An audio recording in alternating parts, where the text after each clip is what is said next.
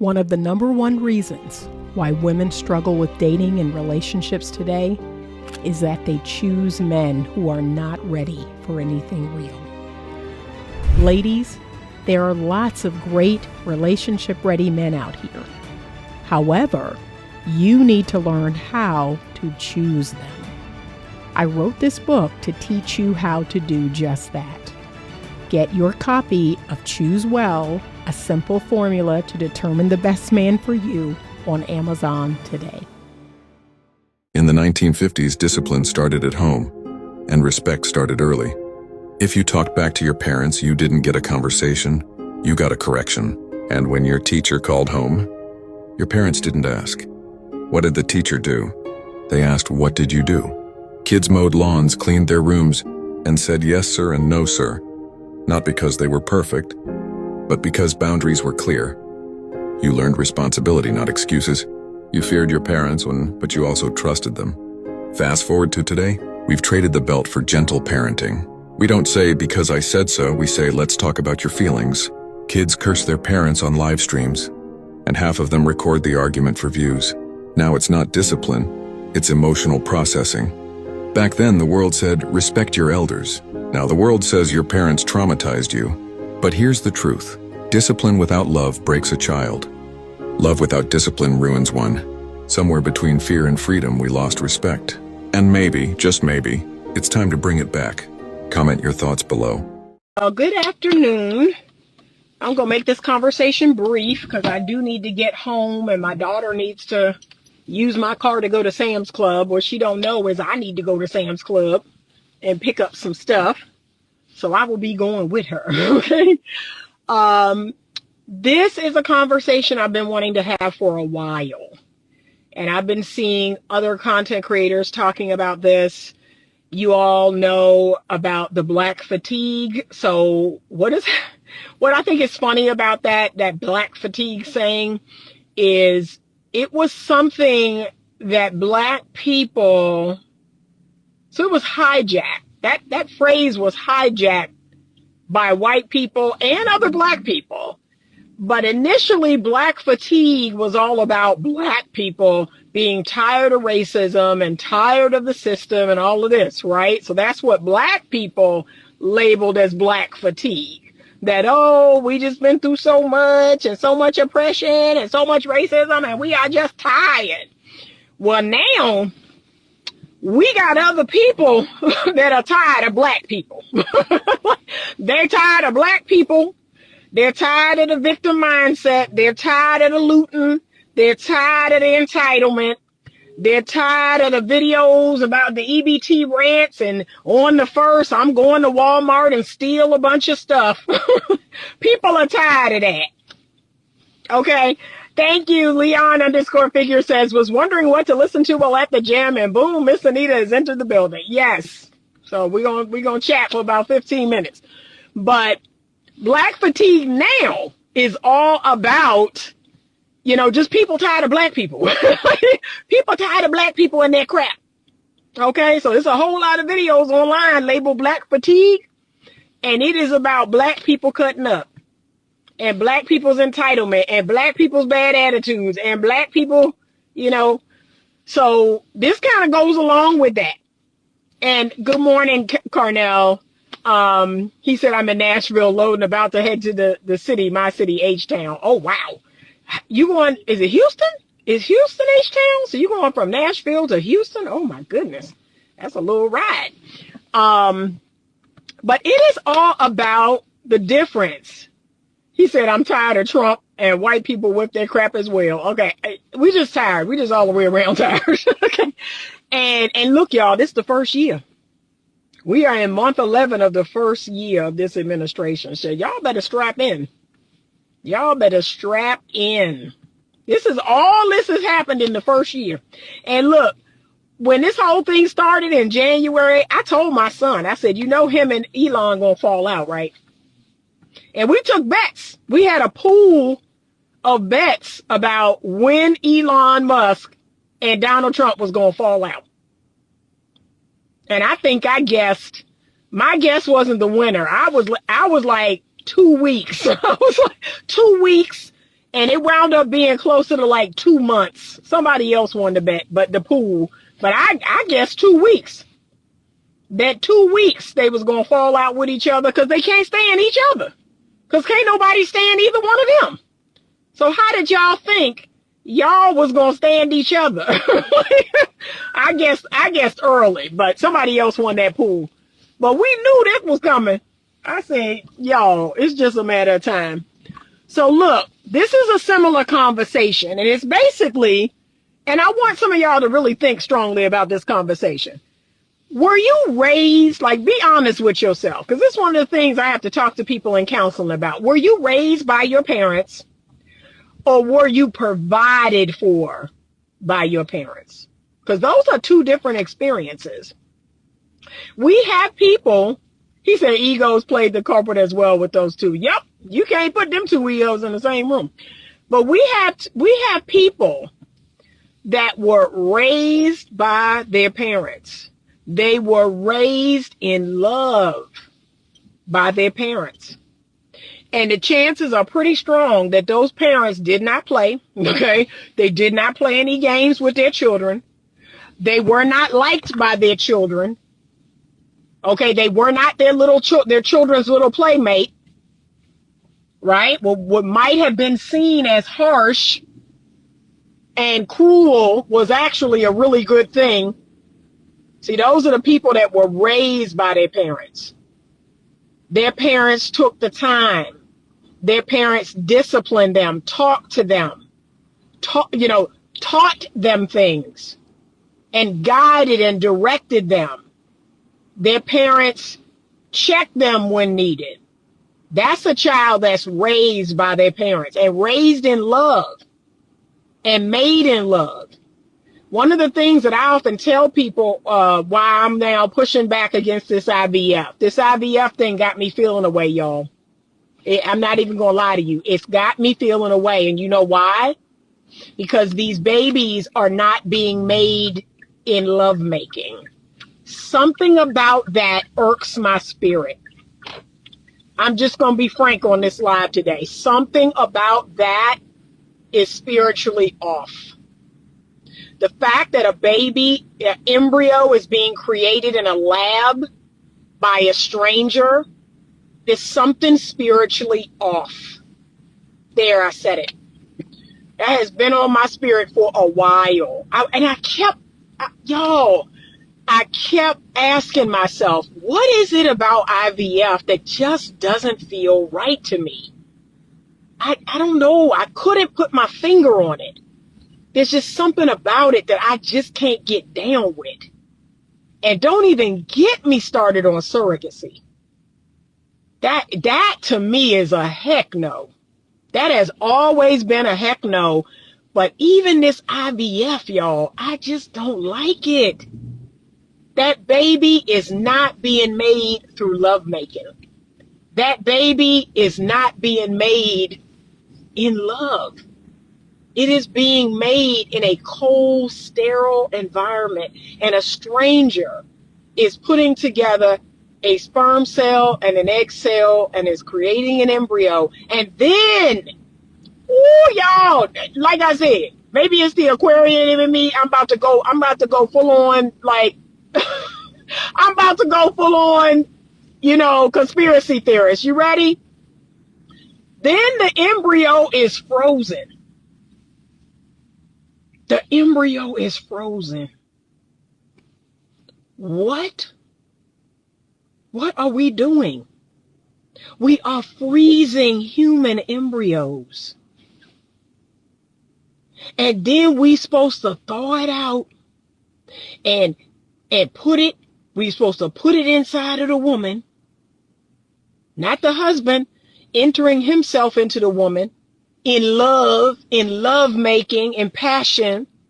No, a doctor is going to put it inside of the woman, and that's how the baby is made. And y'all mean to tell me that these kids, these IVF kids, is the same as the kids in my day? You sure? You sure these IVF kids are the same as kids being made through lovemaking? You sure? Because something about it don't seem right. And for a while, and I have so many clients, y'all. This is what's so weird. I have a ton of clients going through IVF. And something about it just used to irk my spirit. I couldn't wrap my head around it. I couldn't fully be excited about it. So I was like, okay, Anita, this is not your business. Okay. You know, oh, okay, great. All right. You're working it out. Blah, blah, blah. Right. Just mind your business. That's what I've always told myself in my practice. Mind your business. But when asked personally, what I think about this IVF, what I think about the surrogacy, I'm sorry, it doesn't land in my spirit. It just doesn't. Something about it is off. It's wrong. And I think in 20 years, we're going to see the fruit that tree is going to bear. We're going to see what these people are like. Because let me tell you the fruit that we're already seeing. We're already seeing the fruit of people who were not raised. An entire generation that was simply provided for. And what does that mean? That means that these people have some children, and I don't even know the true reason why they're having these children. I can't even put my finger on that. Why would you have all these kids only to not raise them? Make that make sense to me. Carnell_Aries King says, I can tell you how and when I was conceived, spoken to me and given the real by my mother. It was funny how she told me. You're same. I can tell you that too. I can tell you the conception story. I can tell you the birth story. My mama almost had me in the back of a cab at 2:00 in the afternoon. So, yeah. And look, my mom and dad got divorced, but when they was together, they was crazy about each other. Like, I'm telling you, these people are passionate people. Like, they were passionate, crazy, in love people. So I know I was made in love. I know my brother was made in love. Right? The good old-fashioned way. But y'all, something about this just don't set right in my spirit. But you can tell the difference between people who were raised and people who were simply provided for. And today, 2025, now we're starting to see the difference. Even my kids, my Gen Z kids will say, well, my friend and this friend and that friend. And it's like, these kids weren't raised. Yeah, and they do this and they don't know how to do this, Ma. They don't know how to call about this, or they don't know how to cook, or they don't know how to, it's like, because those kids weren't raised. They were simply provided for. Their parents decided to have some kids. And again, I don't know why. I'm still asking myself, why have kids? Why have kids only to not raise them, to simply bringing them into the world, give them a home to live in, make sure they eat, make sure they got clothes on their back, make them go to school. But outside of that, you didn't give them nothing that they needed. You didn't discipline them. You didn't teach them to be responsible. Like, what is the point of this whole thing? And y'all, don't get me started on the low-income ghetto neighborhoods. What is the point of procreating and having all these kids that you are not raising? And then look, you got mothers out here just, I'm sorry. I'm sorry. I have to be brutally honest on this live. I don't feel bad at all. Oh, I got 4 kids. I got 6 kids. I got 7 kids. I better get my EBT. And if I don't get my EBT, I'm going to be out here stealing. And I'm going to be, okay, then your behind is going to be going to jail. Your behind is going to get locked up. Because why? Why would you have all of those children in these modern day times when you didn't have to? Ain't nobody tell you to lay down with Bobby, Ricky, Mickey, Mike, Andrew, Anthony. Nobody told you to lay down and have all these kids. I have zero empathy for the women, for the mothers. My heart bleeds for the children. My heart literally cries out for the children. Brianne Nicole says a lot of people nowadays are having lust babies. A lot. And let me tell you, I've already talked about this. A baby made in lust is different. It's different than a child made in love.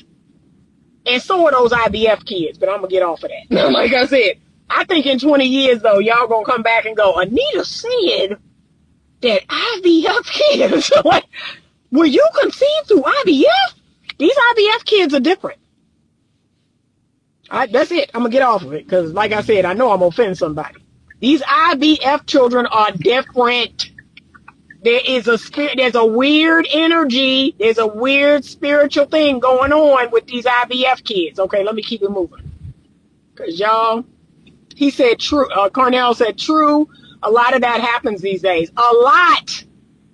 And having a child to trick somebody or having a child to get some money from somebody. That child is not made in love. Lord help us today. He said a lot of men come across baddies physically, and the men, just want to have sex with the woman. Some do it with no contraceptive and make babies purposely with the intentions of being there for the child, with no intention of being there for the child. Yeah, it's a sick, twisted world. And like I said, it's the children that my heart bleeds for. The adults, I could care less. But the children that they are creating, and like I said, we're going to see in 20 years, because we're already seeing the fruit now. All these entitled people on welfare, all these entitled people getting these benefits, and able-bodied people walking down the sidewalk talking about if I don't get my SNAP benefits. All these mentally ill people. Oh, Lord, did I just say that?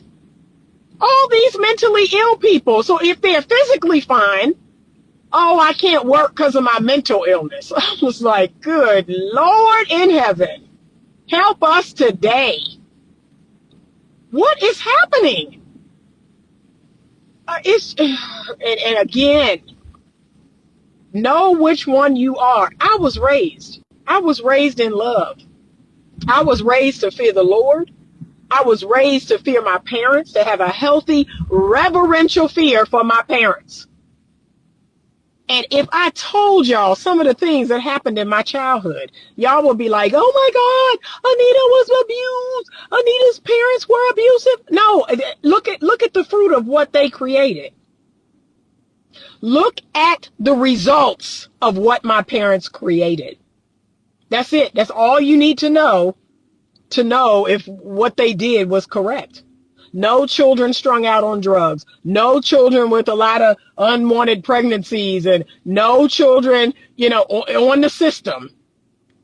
Like, no daughters swinging on poles and being on OnlyFans. No.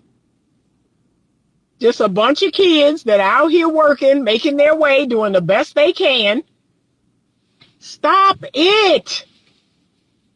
But to these kids out here that are being simply provided for, and can I keep it real? Some of these parents are barely doing that. You are barely providing 3 meals, a warm place to live, clothes on their back. Y'all can barely do that. But you do realize, right, that children need emotional support. They need guidance. They need discipline and structure. They need to know right from wrong. They need morals. They need ethics. They need to know what is legal in this world. So my 3 guiding principles: is it moral? Is it legal? Is it ethical? I cannot tell you how many people do not live that way. What in the world are you saying that you're going to go into Walmart and steal if you don't get your EBT? What are you saying? Lord in heaven. Cornell says the women is the blame as well, that lust take control of the particular woman mind, and damn it, the woman doesn't make the man strap up and then say woman is stuck with child sadly and she's to blame too. Oh, of course. It is both parties. It's the man and the woman. It's both of them. It's both of them. Now, this is where women, y'all, and look, I always tell people, I hope you enjoyed the 3 seconds it took to make that derogatory comment on my platform, but that comment gets deleted. That comment gets deleted and you get blocked. So I hope you enjoyed that 3 to 4 seconds of leaving some sort of pick me or derogatory comment on my platform. So this is where the women are going to come for me. I think the women have the greater responsibility. I said it. I think the women bear the greater blame. Yeah, I did. Because the woman is the gatekeeper. And if that man did not hold you down, if that man did not strap you down and force your legs open and force himself inside of you, you are the gatekeeper. You decide who comes up in you and who don't. You decide if the baby make it or if it don't. You decide that. Not him. You decide how much radical responsibility you're going to take with your life. So I said it. The woman bears more responsibility for what's happening right now. Because at any point, she could have shut all this down. She could have shut the man down. Nah, you ain't getting no cooch today. She could have used birth control. Okay, I'm going to give you some cooch, but I ain't going to have no baby. Number 3, oh, shoot, I done got pregnant, but I can't have no baby. Like, she had options at every moment, and she went past all them exits. It's like getting off on the highway, y'all. The first exit, the second exit, the third exit. She passed 3 exits and took it all the way to Babyland. So yeah, I said it. However you feel about it is how you feel about it. The woman bears more responsibility. The woman bears more blame in this situation. I don't feel no kind of way about these women having all of these children. I don't feel bad for you. I don't. You're an idiot. There, I said it. Okay? There, I said it.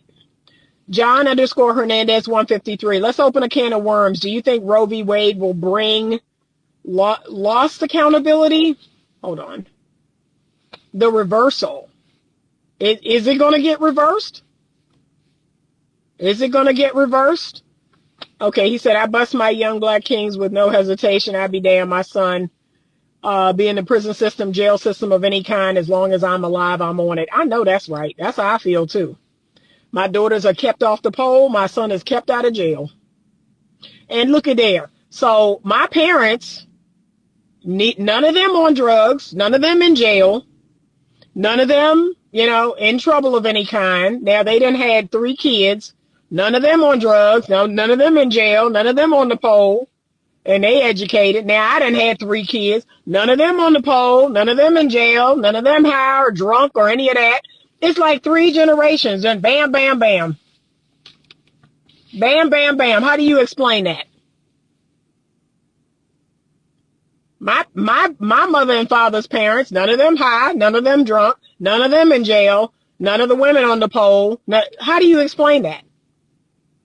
3 and 4 generations all the way down, and we don't have those problems. And look, people get real funny when I talk about dudes in jail, and I'm just gonna keep it a buck with y'all. That's a non-factor. That's a complete non-factor. Any man who's been in the judicial system is a no, is a pass. That's a pass for me. That is not a part of my lineage, and I don't want it to be a part of my lineage. That's a hard no. The fact that there are women writing to inmates right now, accepting inmates' phone calls right now, that speaks volumes. That speaks volumes to me. That's a class level. And call me a classist person or whatever, but no, that's beneath me. That's beneath me. I'm just going to say it out loud. Dealing with a man who has been in the judicial system, the jail, the prison, or any of the above is a hard no. That is beneath me. That's not in my lineage, and it ain't going to be. So yeah, that blows my mind when people say, oh, I'm talking like, ugh, I cannot. He said, agreed, also maybe marry before you carry or at best use birth control. They're not doing any of the things.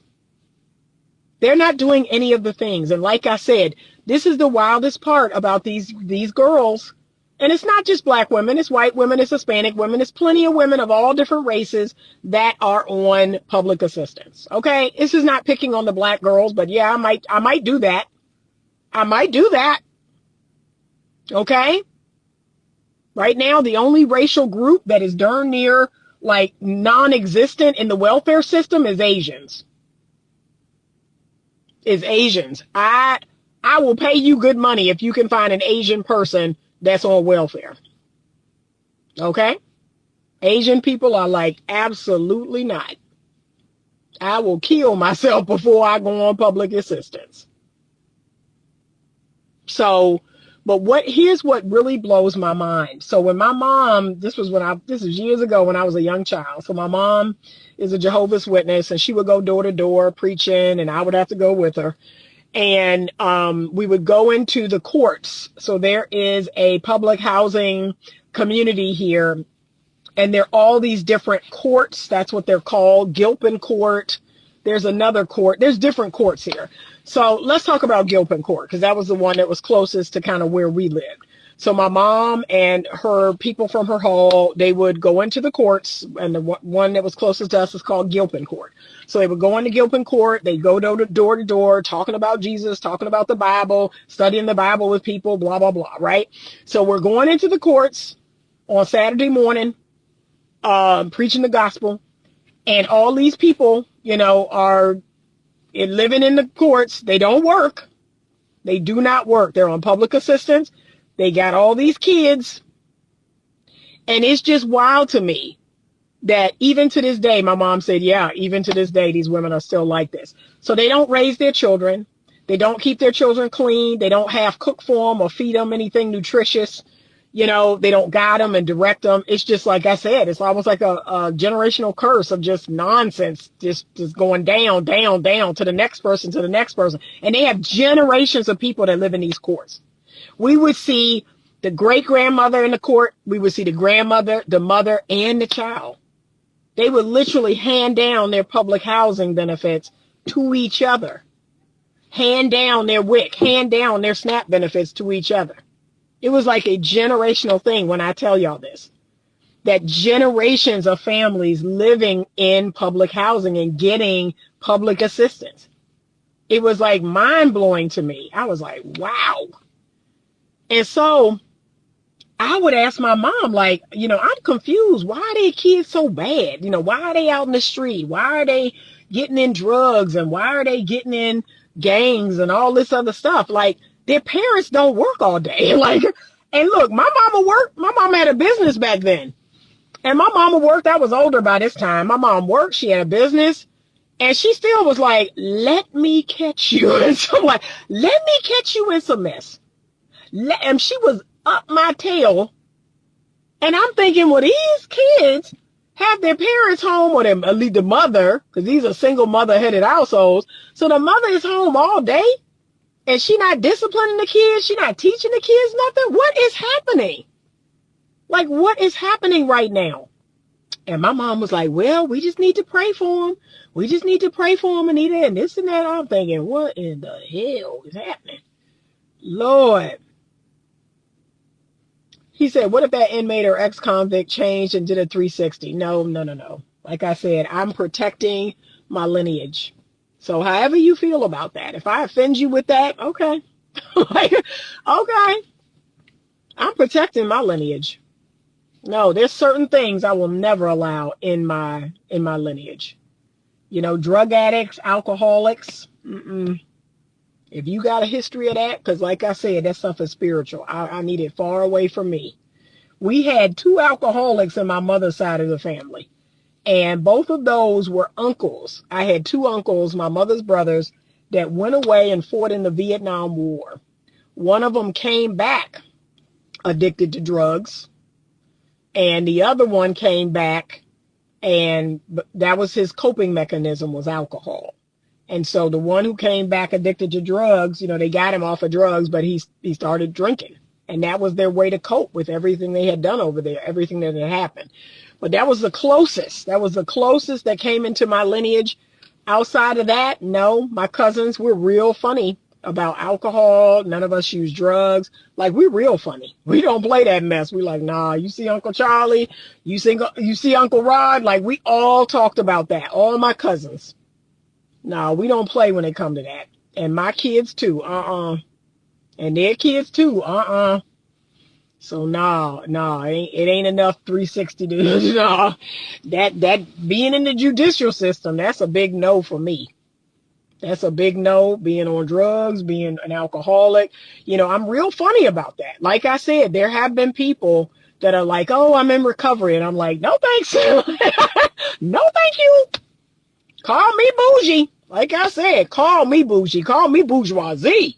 No, that's a class issue. I can't do it. I can't have that enter into my lineage.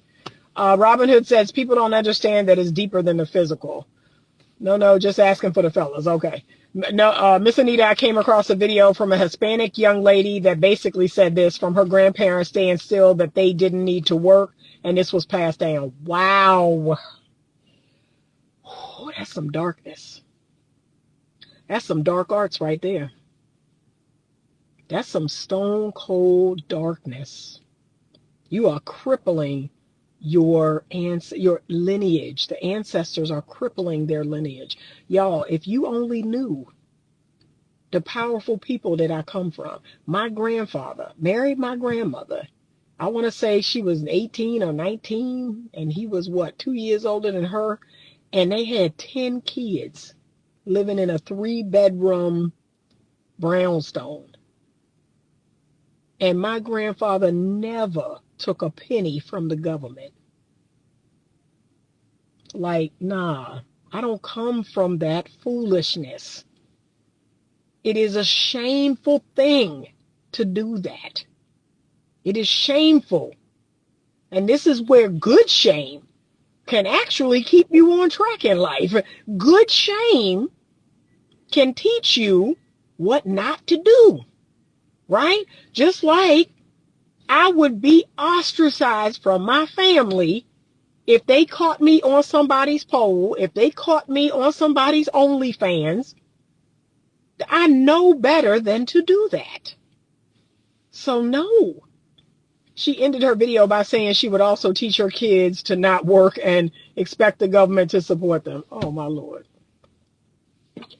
My Lord Jesus today. Robin Hood said, the thing is, most people don't want control. It's a laziness with emotionally immaturity. Y'all. But see, these people were not raised.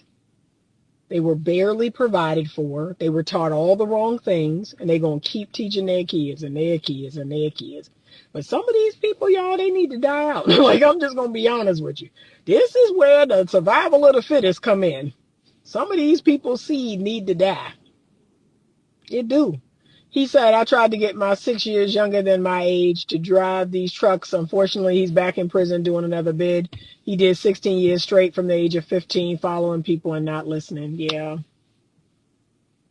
And it's, at this age, they're just going to do what they're going to do. It is. It's sad. They're going to do what they're going to do. But I don't play that mess. I don't. You're going to have to go away from here because you're not going to be involved in all that foolishness. Like I said, y'all know what I stand on, and it's righteousness. It's righteousness. You can be my own blood. And if you are wrong, morally, legally, or ethically, you're going to get dealt with. You're going to get called out. I am a person of principle. You have to understand this. This is how I live a righteous life. I can't get behind the foolishness. I don't care who's doing it. I don't care if you black, if you white, if you Hispanic, if you Asian, if you Republican, if you Democrat, if you Christian, if you Muslim. None of that matters to me. If you middle class, if you low class, if you high up. It's about righteousness. Okay? He said, agreed, generational wealth is the parents' teachings. And they're not getting it. They're not getting it. And look, these kids are not getting instructions on money. These kids are not getting instructions on work. These kids are not getting instructions on anything good, anything righteous, anything, come on. What are we doing? What are we doing? So y'all, I need you to understand, you can identify people who were raised versus people who were simply provided for. They're out here. These people are out here. You can tell the difference between home training and people who raise themselves. It's like wolves. It's like a pack of monkeys raised them. And it's deep in their mindset. It's deep in their thinking. Remember this always. When people talk, you know what's in their heart. You know what's in their mind. That is revealing everything. But when people have a weird thinking, a twisted mindset, man, he said going out into the world getting abused, but it starts at home. Yep. Carnell says, my little bro, grown man, said he don't want to work for nobody. Hell, me either, but we got to crawl before we walk with everything. So having said all that, I guess I'm a different breed who was shown the right path by my parents. Be blessed. Be blessed. Be blessed. When I tell y'all my parents were so crazy, y'all, they were so crazy. My mom was the religious nut. Like I said, she was the religious nut. She was the holy roller. So she literally, imprinted God's word into me. She burned his word into me. She burned his teachings and his principles into me. And when I tried to get away from it, I tried, y'all. I experimented with other religions, and I went out there and learned about other religions and other things. And it just kept calling me back. This is it. This is what it is. That relationship with God never left me. And he was like, all right, now you out here bumping around. You out here dealing in all these false religions and stuff, let me know. Let me know when you're ready to come home. I've been waiting on you. Let me know. And then, y'all, my daddy.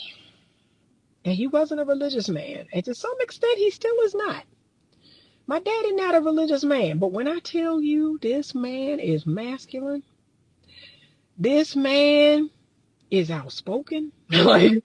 Like he gonna tell it like it is. He gonna tell you about yourself. He gonna tell it like it is. He pulls no punches. He plays no games. He don't care if his child is a male or a female. Everybody is gonna catch this heat. like there were times where I'm like, you do realize I'm a female, right? Like he was like, so you gonna get this heat. You gonna get this direct, assertive heat. You will be held accountable. You will be held responsible. Because I'm looking at all these other daddy's girls, right? I'm looking at the daddy's girls and the princesses, the princess treatment and all. No, my dad was like, no. One day you're going to be a grown A woman. And I want you to act like it. Stop all this nonsense. Stop all this princess treatment. Stop all this foolishness, thinking that somebody owe you something. And look, you can manipulate people and get what you want. And you think you're going to do that. You think you're going to, let me tell y'all this. Let me tell y'all this. My daddy said, I'll be damned if you use your sexuality to manipulate men. I remember that talk. Like it was yesterday. Don't you ever think. And you got this mind. You got this brain that God blessed you with. You got this mind. It was always my daddy that told me, Anita, it is your intellect. It is your intelligence. It is your critical thinking. It is your intuition. Like he told me all the things that would bring me power to this life and to this world. It's not your body. Don't you ever think about using your body to think you're going to manipulate this world, to think you're going to manipulate men. No, you're better than that. Don't you ever stoop to that level. I remember that talk. Don't you ever use your body to manipulate men. And when I tell y'all, I took that to heart. I took that to heart. He was like, don't you ever stoop to that level. That you be out here with these harlots, with these whores out here, using their body to get money and using their body to get what they want. He said, no, not my daughter. Not my daughter. Oh, you gonna show the world something. You're gonna show these men something, but it's not by that pretty face, it's not by that body. No. You're better than that. You're bigger than that, and you're better than that. So there's a lot of women that need to hear that. A lot of women need to hear that. You think that, oh, the magic is in between your thighs and all this other nonsense. No, that's always going to backfire. It's always going to backfire on you. It's your principles. It's your morals. That's what you live by. So these strippers and this stripper culture and this OnlyFans and all of that, and I use men for what I need. I use them for money. Oh, you're going to earn every penny. You're going to earn every penny in your soul. See, y'all question, well, why you look young? Why you take care of yourself, and I would have never guessed your age. I would have never thought. And why you be so happy? Why you be so full of joy? Why you do this? Why you talk to people and try to help people? And why you be trying to help the community so bad? Because I'm not a lost soul. I have not done things in this life to lose my soul. That's why. My spirit is 20 years old. My body may have been here 57 years, but I will never be bitter. I will never be used up. I will never. I will always remain hopeful. I will always, like I said, I live in the cradle of the Lord's bosom. But these women out here selling their very soul, manipulating people with their body and their sexuality, they're dead inside. Look in their eyes. There is nothing behind their eyes. They're dead. So no, that'll never be me. He said manipulation brings people out of alignment, and that's sin. People think all the trick, script, sex can outweigh God's plan, and that's not true. Agreed. My daddy too. I miss him dearly. I'm the woman I am because of who he was to me. Yeah, same. And it just breaks my heart that there are women out here that will never know. You'll never know a father like that. You'll never know a father's true love. You'll never, ever have a man look you in your eyes that don't want your body, don't want your money, don't want anything from you. My dad lives and breathes to pour into me. Don't want nothing from me. Don't want nothing I got. That just breaks my heart that there are women out here that will never know that. I have experienced, like I said, that's all the men in my family. They have never asked me for a dime. My brother never asked me for a dime. Don't want my body. Don't want anything from me. Like, that's all the men in my family. They don't want anything from me. I don't live and breathe and exist to be used by them. Not at all. They are the providers and the protectors. They contain me. And there are women out here that will never know that.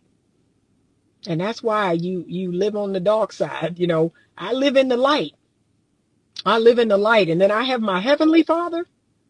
I have my heavenly Father that's been begging me.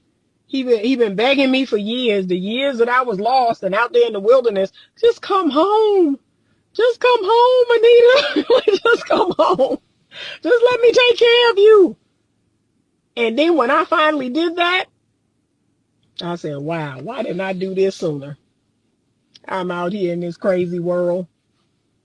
So yes, y'all, it's a difference between people who were raised in love, and people who were provided for barely, or people who existed in traumatizing situations, wounding situations, no emotional availability from their parents, were not truly raised and guided and directed and disciplined and loved all the things. We're going to start seeing the fruit of that tree. We're already seeing it now, and it's only going to get worse. It just breaks my little heart. The thought of Gen Z, Gen Alpha. Like, what are we going to be dealing with? And I'm going to be somewhere on my plot of land, minding my business. You see these videos coming out of Chicago. You see these videos coming out of Baltimore, coming out of New York. These YNs, that's what they call them now, y'all. The YNs. Those people were not raised. There was no love there. They were barely provided for. It's just beyond sad to me. And they will keep perpetuating this sick cycle. And then they gonna have some kids, and then they not gonna raise them. They gonna barely provide for them, and then so on and so on and so on. It's just a sick, twisted cycle that we live in.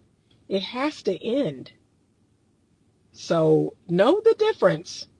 And look, if you were not raised, I believe that you can parent yourself. I've talked about it quite a bit on my channel. It is called reparenting. It is a skill. It's a clinical skill that your therapist can teach you. I have made videos about it. Reparenting is something you're now going to have to do for yourself. That I need to raise me. I need to have some morals and some values. I need to live by Anita's 3 principles. Okay? I need to do that. I need to hold myself to a standard. I need to love myself. I need to listen to myself and really, spend time with myself, getting to know myself. You can do it for yourself. You can find other people. That's what I think is great about therapy. I'm a secure attachment person for a lot of people who did not have a good mom or a good dad.